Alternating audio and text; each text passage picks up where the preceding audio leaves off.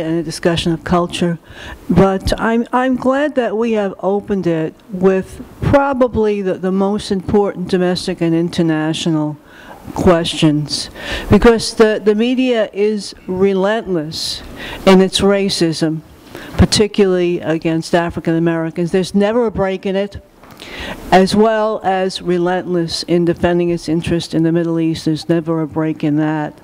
Because the bourgeoisie is united on both these questions, and super profits are at stake, because with super exploitation comes super profits, both at home and in the Middle East.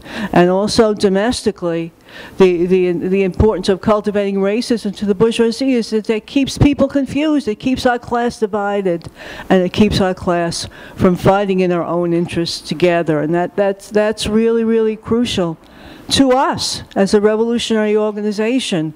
Fred mentioned the strength of ruling class ideology, and Larry just talked about the nuances in racism in the media, and they are constantly making it more and more nuanced to bamboozle us and to vilify the community. It depends on where the culture is at and where people's consciousness is at, and the racist appeal has gotten much more nuanced and different and subtle and not subtle, but it's always there. And that's why we need to pay attention to the demagogues as well as the liberal racists. So sometimes we write them off, sometimes we write off the Rush Limbaughs, etc. But these are the people who look for an element in the working class that's suffering and has a grievance and try to blame the wrong people. These are the people who are experts in dividing our class, and we need to know how to answer them on the job, in the street, in our propaganda, and what we bring up. We can't just write them off. Now I think it's really crucial. I mean, we don't know what's going to happen when if they do not indict Zimmerman. We don't know if there'll be an uprising. That was the discussion of last night here.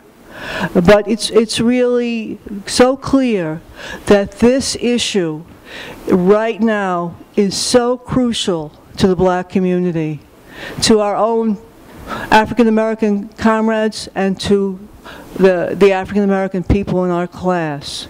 And we have a lot of experience as a party in building solidarity.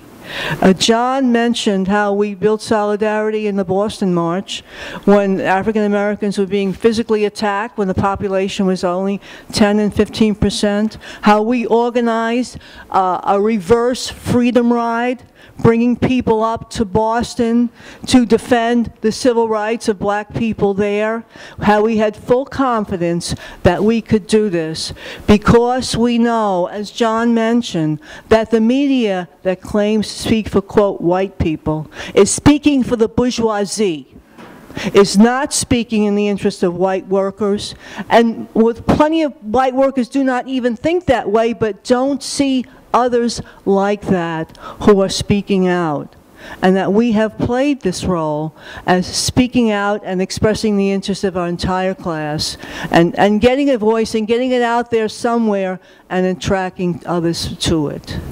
And I feel that our role right now is to build solidarity with the African American community at this very crucial time.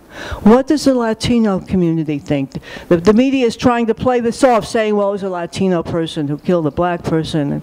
Can we build solidarity there? What about white workers? How can we make the African American community in this country know that there are other people who are in full solidarity with them, that they are not alone in this? And I think we should give this food for thought.